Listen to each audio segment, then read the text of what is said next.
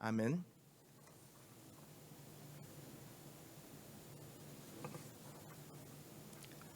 지난주에 하나님께서 다윗 왕과 맺으신 언약에 대해서 제가 말씀드렸습니다.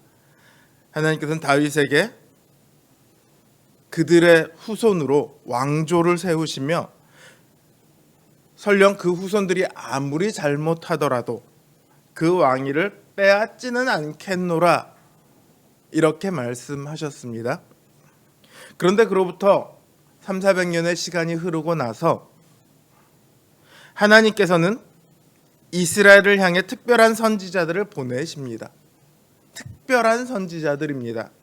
왜 특별하다고 얘기하냐면 이전에도 선지자들은 있었어요. 늘 있었습니다. 그런데 우리가 대선지서, 소선지서로 만나게 된 이 선지자들은 특별한 예언을 이스라엘을 향해 하기 시작합니다. 뭐가 특별한 예언이냐? 이들은 이스라엘의 멸망을 예언하기 위해 세워진 특별한 선지자들입니다.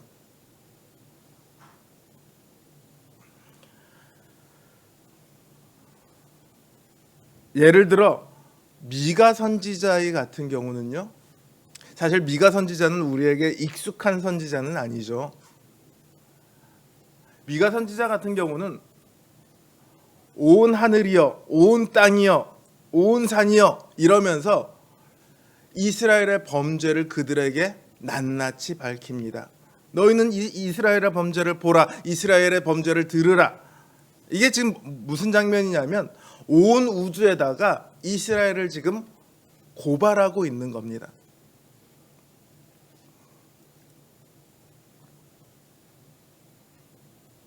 이들은 이스라엘의 죄악을 밝히며 그에 따른 하나님의 심판을 예언합니다. 하나님께서 분명히 다윗에게 네 후손들이 아무리 잘못하더라도 사울의 때와 같이 왕위를 거둬들이지는 않겠다 이렇게 말씀하셨거든요. 그런데 지금 이 선지자들은 하나님의 준엄한 심판과 그에 따른 이스라엘의 멸망을 말하고 있습니다. 하나님께서는 다윗과 맺으신 언약을 잊어버리신 걸까요? 아니면 너무 화가 나셔서 그 약속에도 불구하고 이스라엘을 멸망시켜야만 속이 후련하실 것 같으셨을까요?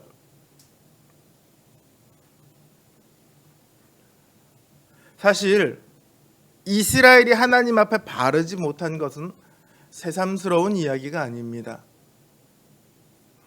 이스라엘이 하나님께 대해 반역하는 것은요, 출애굽 이후로 계속 진행되는 이야기예요.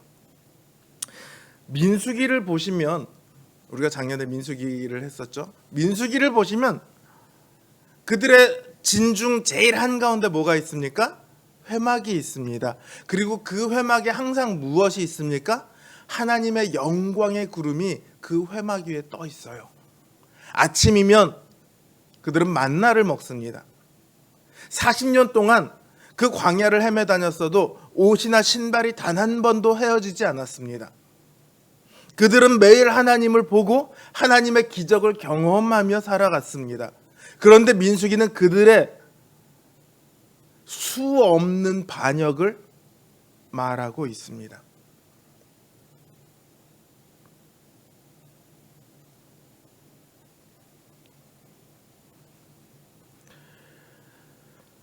또 사사기를 보면 줄곧 하나님에 대해서 반역하는 이야기만 나옵니다. 사사기의 그 혼란의 이유를 성경은 이렇게 기록합니다.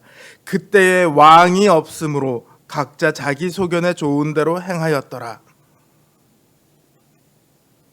지금 예레미야 선지자가 살고 있는 시대 역시 마찬가지입니다. 다윗의 뒤를 이은 왕들이 나왔지만 이제는 왕이 없던 때와 같아졌습니다. 예레미야 11장 9절에서 10절을 보면요, 하나님께서 예레미야에게 이렇게 말씀하십니다. 유다인과 예루살렘 거민 중에 반역이 있도다. 그들이 내 말 듣기를 거절한 자기들의 선조의 죄악에 돌아가서 다른 신들을 쫓아 섬겼은즉 이스라엘 집과 유다 집이 내가 그 열조와 맺은 언약을 파하였도다. 이렇게 말씀하십니다. 이스라엘이 하나님 말씀을 듣지 않았을 뿐만 아니라 다른 신들을 쫓아 섬겼다, 이렇게 말씀하고 계시죠. 이거를 반역이라고 말씀하고 계신 거예요. 내 백성이 왕인 나를 두고 다른 왕에게 가서 나의 왕이시여 이러고 있으면 그거 반역 맞죠.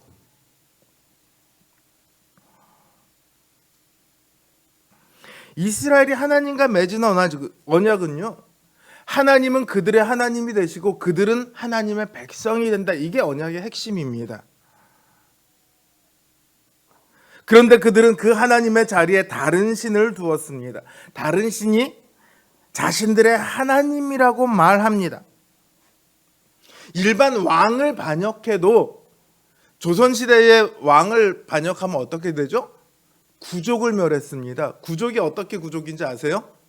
친족, 처족, 외족, 이게 3족입니다. 그리고 각자에 대해서 다시 친족, 처족, 외족, 처가에 대해서도 친족, 처족, 외족, 외가에 대해서 친족, 처족, 외족. 이 정도면요, 그 당시에 지역 내에서 주로 결혼이 있었다는 걸 감안하면 한 지역이 통째로 쑥대밭이 나는 거예요.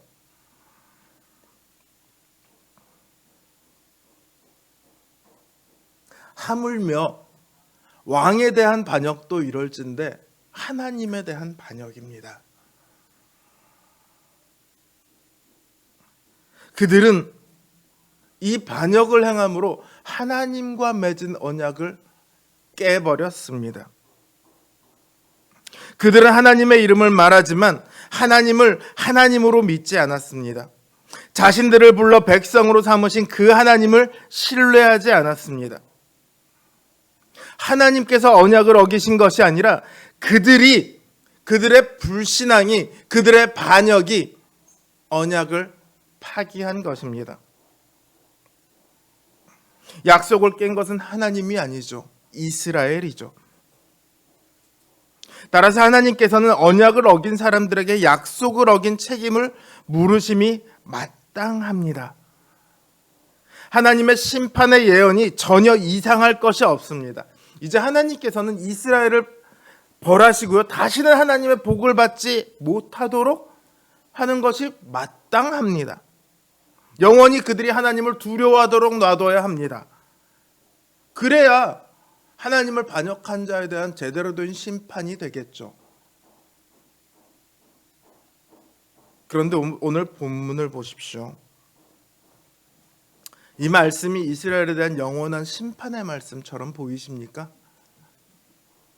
너희가 나를 불순종하고 나에게 반역해서 언약을 어겼으니까, 그러니까 너희는 이제 정령 죽으리라, 이게 나와야 되는데 언약을 어겼으니까, 그러니까 이제는 내가 새로운 언약을 맺으리라, 이렇게 말씀하십니다. 실패하지 않을 새로운 언약을 맺겠대요. 너희가 그 언약에 실패해서 그 언약을 깼어? 그래, 알았어, 내가 다 알아. 너희 실패했어, 너희 죄를 행했어, 나에게 반역했어. 그러니까 이제 실패하지 않을 언약을 새로 맺어줄게, 이렇게 말씀하십니다. 왜 이런 반응이 나오십니까? 하나님께서 왜 이런, 사실은 말도 안 되는 얘기잖아요. 왜 이런 말도 안 되는 이런 식으로 반응을 하십니까? 다윗과 세운 언약을 잊지 않으셨기 때문입니다. 다윗과 맺은 언약은 이스라엘의 불순종이 예상됨에도 불구하고 맺은 영원한 언약입니다. 그 언약은 이스라엘이 잘해야 이루어지는 언약이 아니라 다윗의 후손으로 오실 예수 그리스도를 전제로 맺은 언약이기 때문입니다. 그래서 이스라엘의 불순종의 차원이 아닌 반역에도 불구하고 오히려 하나님께서는 영원히 실패하지 않을 새로운 언약을 말씀하실 수 있습니다. 그래, 너희가 실패했지. 이제는 실패하지 않을 새로운 영원한 언약을 맺어보자. 이렇게 말씀하실 수 있는 겁니다.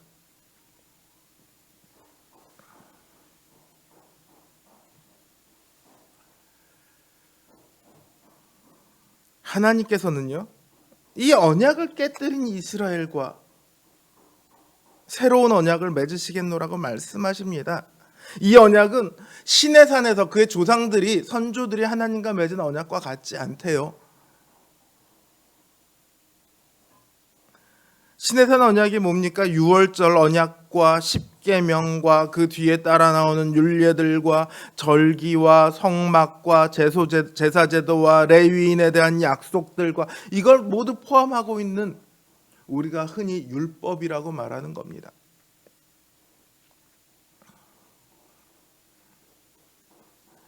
이 시내산 언약과 같지 않을 거래요. 그럼 더 이상 율법의 의미가 없어집니까? 새로운 율법을 주실까요? 여기 새 언약이라고 할 때 새롭다라는 단어는요,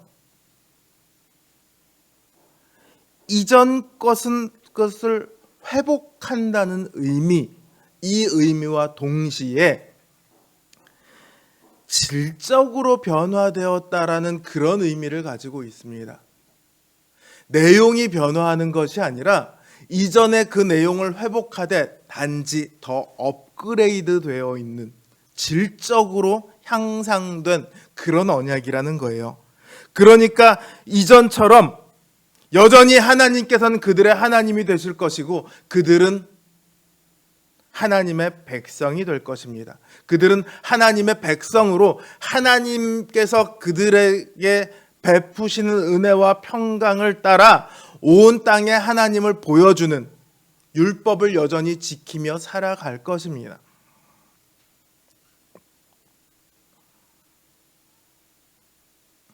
그러면 이전과 무엇이 달라졌습니까? 이거는 이스라엘이 왜 실패했는가에 대해서 먼저 생각을 해봐야 돼요. 왜 이스라엘이 실패했습니까? 왜 하나님을 버리고 다른 신을 쫓아갔습니까? 첫째는 그들이 하나님을 잊었기 때문입니다. 율법은요, 처음에 하나님께서 율법을 주실 때 뭐라고 얘기하냐면 너희는 이것을 늘 기억하라고 말씀하십니다. 옷깃에도 적고 문지방에도 문설주에도 다 적어놓고, 그래서 어디를 가든지 그 말씀을 보도록 하고 어디를 가든지 하나님을 기억하라. 그들은 하나님을 기억해야 합니다. 하나님을 알아야 합니다. 하나님을 잊지 않아야 합니다. 그러나 그들은 하나님을 잊었습니다. 왜요? 그들의 탐욕 앞에, 그들의 탐욕으로 그들은 하나님 대신에 다른 신을 섬깁니다. 다른 신을 섬기는 이유는요, 야, 내가 봤더니 저 나라는 바알 신을 섬기는데 이번에 농사가 기가 막히게 잘 되었대. 야, 너 목축업하잖아. 저 건너편에 가면 목축의 신이 있어. 너 목축업하니까 그 신을 다 섬겨야지. 하나님도 섬겨. 그런데 그 신도 섬겨야지. 이게 생판 새로운 이야기 같습니까? 사실 오늘날 교인들 가운데 이런 얘기가 낯선가요? 전혀 낯선 이야기가 아니에요. 요한계시록은요, 끝없이 뭐에 대한 경고를 보내냐? 큰 성 바빌론에 대한 경고를 보냅니다. 이 바빌론이라는 것이 어떤 하나의 정부를 이야기하는 것이 아니고요. 쉽게 얘기하면 물질로 대변되는 이 세상을 이야기하는 거예요. 거기에 넘어가지 말라고 끝없이 요한계시록은 경고를 보내고 있습니다. 이들은 거기에 넘어간 거예요. 두 번째로 백성들이 그러면, 제가 아까 사사기 때 백성들이 그 혼란했던 이유가, 늘 그 죄 가운데 있었던 이유가 뭐라고 했죠? 그때의 왕이 없으므로. 왕은 어떤 역할이냐? 그들에게 하나님의 뜻을 알게 하고 그들을 이끌어 하나님 앞으로 인도하는, 하나님을 기억하게 하는 그 역할일 뿐만 아니라 동시에 그 백성들의 잘못을 하나님 앞에서 책임지는 언약의 중보자의 역할까지도 같이 가지고 있습니다. 백성들이 죄를 지었을 때 그 왕이 그 백성들의 죄를 책임지고 하나님 앞에 사죄함으로 그 이스라엘이 범죄에도 불구하고 하나님 앞에 여전히 하나님의 백성으로 설 수 있는 겁니다. 그런데 이 시대에는 심지어 왕조차도 반역을 행합니다. 왕도 다른 신을 쫓아갑니다. 왕이 하나님을 잊었으니 백성들이 하나님을 잊었을 때 누가 그들의 죄를 책임져 주겠습니까? 아무도 책임지지 못하는 거예요.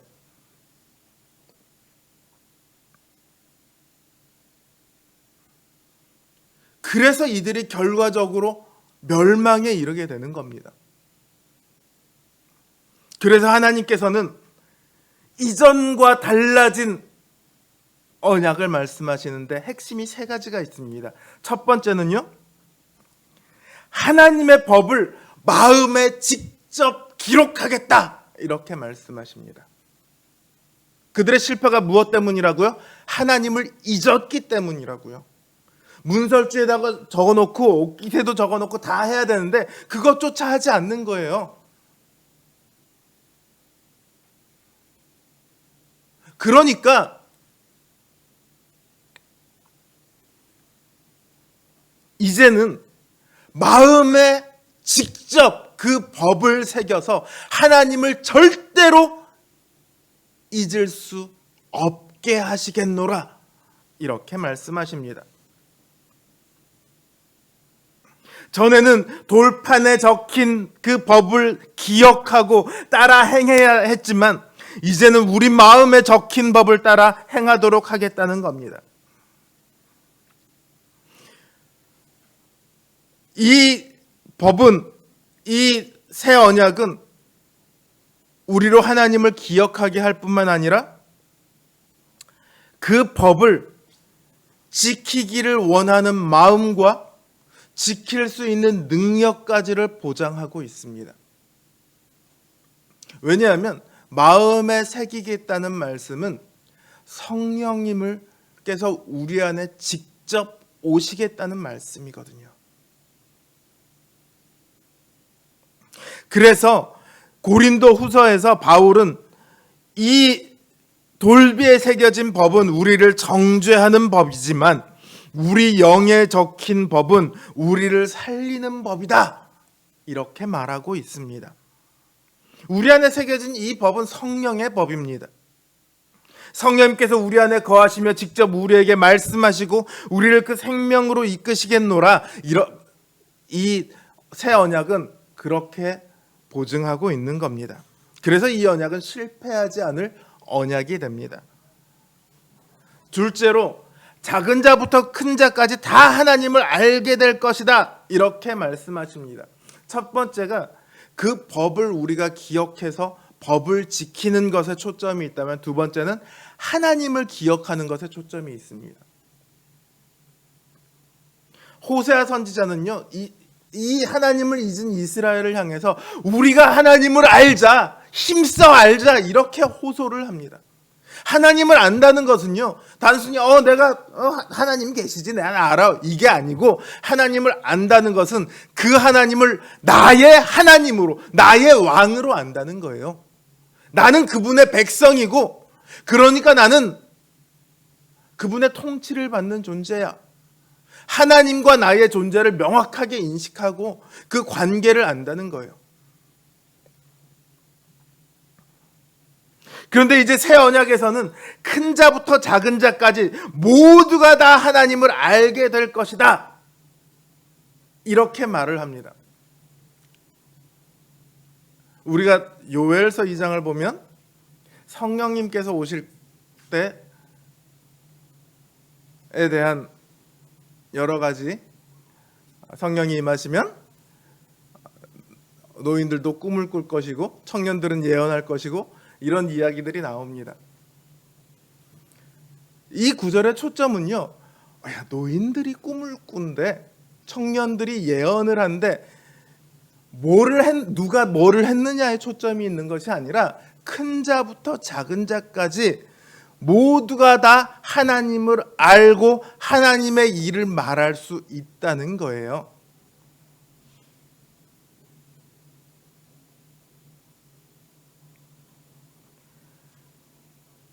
어떻게 그럴 수 있냐?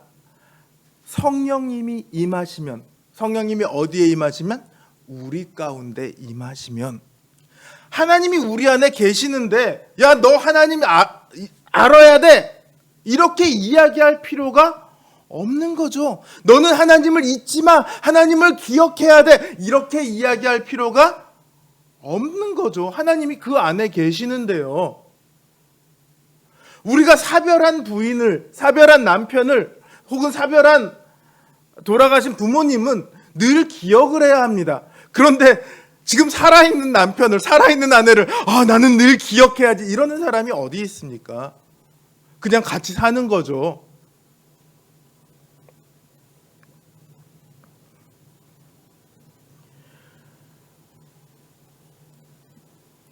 하나님께서 우리 안에 계시기 때문에 우리가 하나님을 잊을 수가 없습니다. 그래서 이 새 언약은 깨어지지 않을 새 언약입니다.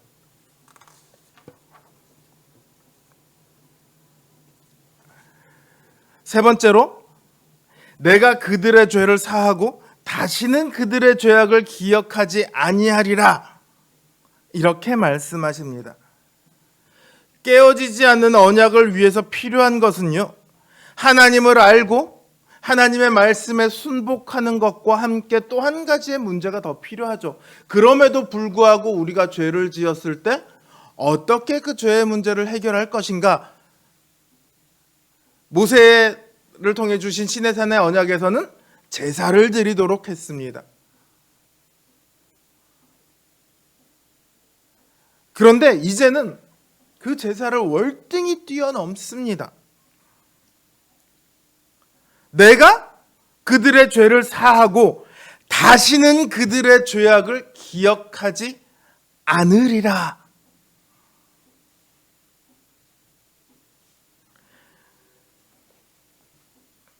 이렇게 하시기 위해서 하나님께서는 그 아들을 우리에게 보내셨습니다. 히브리서는 이 예수 그리스도의 오심에 대해서 어떻게 이야기하고 있냐? 그분은 우리의 대제사장이 되셨다. 영원한 대제사장이 되셔서, 사람이 세워진 대제사장은 매번 1년에 한 번씩 속죄일마다 이스라엘 전체의 죄를 위해서 양을 잡고 제사를 드리게 되어 있었습니다. 그런데 하나님의 아들께서 대제사장이 되심으로써 더 이상 그렇게 하실 필요가 없어요. 완전한 제사장이시기 때문에. 또한 더 이상 양을 매년마다 잡을 필요가 없어요. 왜냐하면 그 대사장이신 예수님께서 직접 희생 제물이 되셨기 때문에. 양 1000마리, 만마리, 억마리, 수천억 마리보다 훨씬 크신 하나님께서 직접 희생 제물이 되셨기 때문에 모든 이들의 모든 죄를 감당하고도 남음이 있다는 것이죠. 그래서 우리가 예수 그리스도를 믿을 때 그 믿음에 포함된 사죄의 약속에는 우리가 이전까지 지었던 죄만 해당하는 것이 아니라 앞으로 우리가 짓게 될 모든 죄까지 그 안에 이미 다 포함되고 있는 겁니다. 더 이상 사죄의 희생의 제사가 더 이상 필요가 없는 거예요. 예수 그리스도 한 분 안에서 이전에 지었던 죄뿐만 아니라 내가 죽는 날까지 지어야 될 모든 죄, 나만 그런 것이 아니라 이 땅에 있는 모든 사람들이 지어야 할 모든 죄까지도 감당하고도 남음이 있어요. 하나님께서는 그렇게 넉넉한, 마치 100명을 구원하는데 항공모함을 보내시는 것 같은 그러한 일로 약속을 지금 해주시고 계시는 거예요. 이스라엘은 지금껏 실패해 왔지만 이제 새 왕이신 다윗의 후손이신 영원한 왕이신 예수 그리스도께서 오심으로 그들은 더 이상 실패하지 않을 백성이 됩니다. 왜냐하면 예수님의 그들이 왕이시니까. 왕이 실패하지 않으시니까.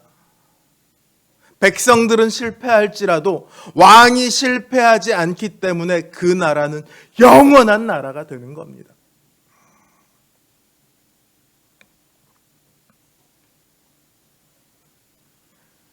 이 언약은, 새 언약은 철저히 예수 그리스도를 통해 이루어지는 언약입니다. 앞에 첫 번째 하나님의 법을 마음에 새기는 것과 두 번째 하나님을 알도록 하는 것도 모두 다 예수 그리스도로 말미암아 세워지는 언약이라는 것을 우리는 기억해야 됩니다. 예수님께서는 우리의 죄의 문제만을 해결하신 것이 아니라 앞에 두 가지까지 함께 해결하셨어요. 예수님께서 죽으시기 전날 밤에 제자들에게 이렇게 말씀하십니다. 내가 아버지께 구하겠으니 하나님께서 또 다른 보혜사를 너희에게 보내사 영원토록 너희와 함께 있게 하실 것이다. 저는 진리의 영이라 세상은 저를 받지 못하나니 이는 저를 보지도 못하고 알지도 못함이라.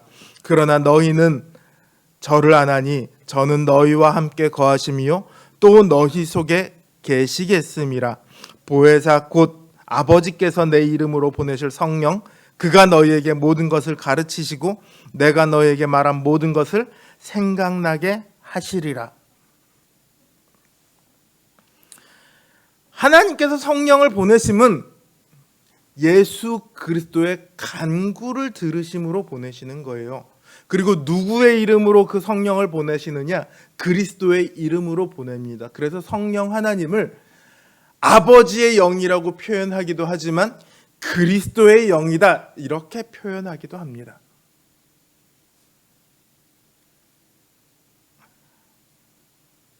성령님께서는 우리가 늘 예수 그리스도와 함께 있는 것처럼 우리로 하나님을 알게 하고 또 하나님의 법을 기억하게 하십니다. 그래서 성령님이 그 안에 거하시는 신자는 이 그리스도로 말미암아 영원히 그 언약에 실패하지 않을 수 있습니다. 예수님께서는 말씀하세요. 나는 포도나무요 너희는 가지니 저가 내 안에 내가 저 안에 있으면 이 사람은 과실을 많이 맺나니 나를 떠나서는 너희가 아무것도 할 수 없음이라. 우리가 그리스도 안에 서면 그리스도께서 우리 안에 거하십니다.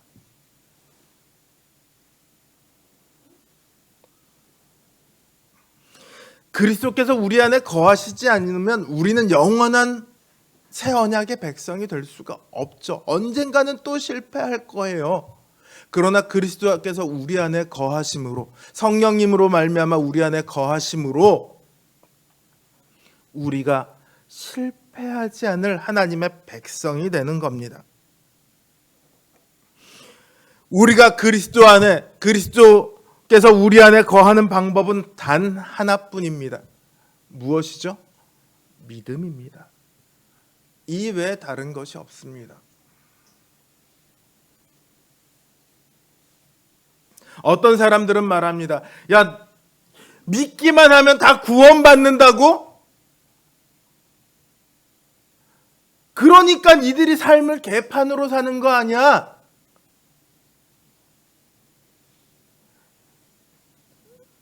각종 영화들에서도 이런 뉘앙스로 말하는 것이 굉장히 많이 있죠. 뭐 영화 밀양도 그렇고.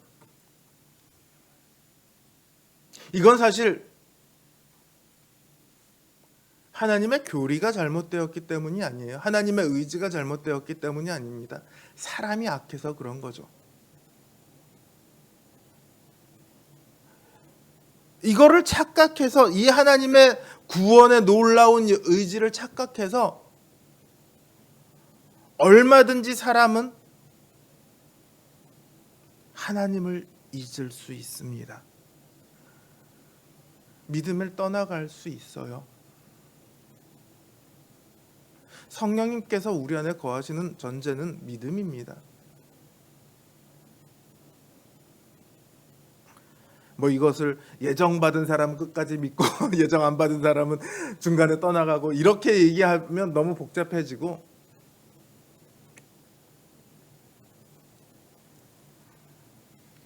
우리는 하나님께서 뭐 그딴 식으로 구원을 하셔, 그러니까 개판으로 살지, 이런 오명까지도 하나님께서 다 떠 안으셨어요. 문제는 사람인데, 사람들은 사람 탓을 하지 않고 누구 탓을 합니까? 하나님 탓을 해요. 왜 그런 식으로 구원을 해? 나는 그딴 종교 안 믿을 거야. 그러나 그렇게 하나님께서 오명을 떠안으시는 것이 우리가 언약에 실패하는 것보다 낫다는 거예요. 그게 하나님의 의지입니다. 내가 때로 사람들에게 손가락질을 받더라도, 내가 때로 나를 이해하지 못하는 사람들이 나를 욕할지라도, 내가 너희들의 모든 실수를, 모든 실패를 내가 다 떠안겠다. 그게 바로 예수 그리스도를 우리에게 주신 이유입니다.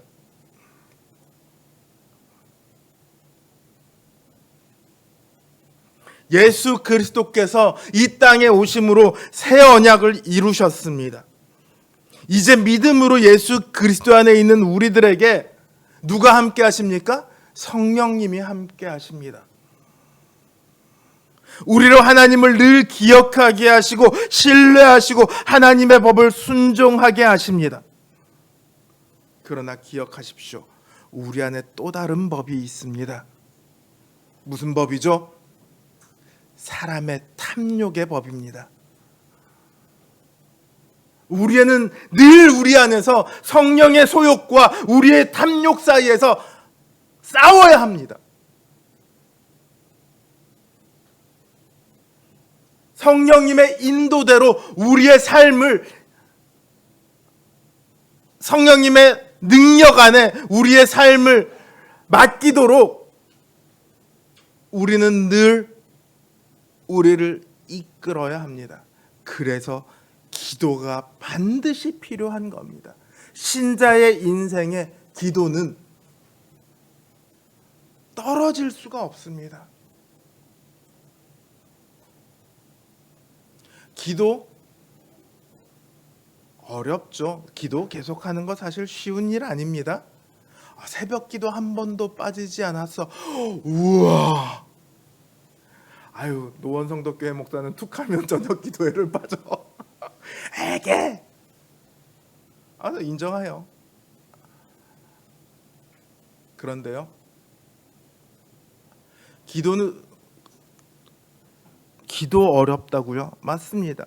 그런데 이거보다 훨씬 어려운 게 있어요. 뭐가 어렵죠? 우리의 탐욕을 다스리는 일이 훨씬 어렵습니다. 수백 배, 수천 배, 수만 배 어렵습니다. 비교가 되지 않는 거예요. 기도하지 않으면 우리는 우리의 탐욕에 넘어집니다. 성령을 소멸치 말라. 바울이 이야기해요. 아까도 얘기했지만 요한계시록에서 끝없이 큰 성 바벨론을 경계합니다. 왜요? 성도들이 거기에 넘어갈까 봐. 우리는 우리의 믿음을 지켜야 합니다. 우리 안에 역사하시는 그 성령님의 인도가 우리 인생을 다스리도록 해야 합니다. 기억하십시오. 우리는 하나님의 백성입니다. 나는 구원받았어가 끝이 아니라 그 구원은 우리를 하나님의 백성으로, 하나님의 통치 아래 있는 사람으로 만드는 거예요. 국민은 어느 나라 국민이든 권리와 의무를 함께 가집니다.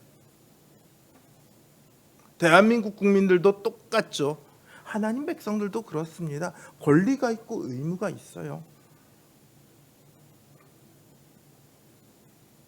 사랑하는 성도 여러분, 성령님이 인도하시는 그 인도하심을 따라 사십시오. 그것이 바로 믿음입니다. 그 믿음 안에서 성령님께서 주시는 그 평강이 날마다 저 여러분에게 함께 있기를 주님의 이름으로 기원합니다. 우리 주신 말씀 생각하며 잠시 기도하도록 하겠습니다.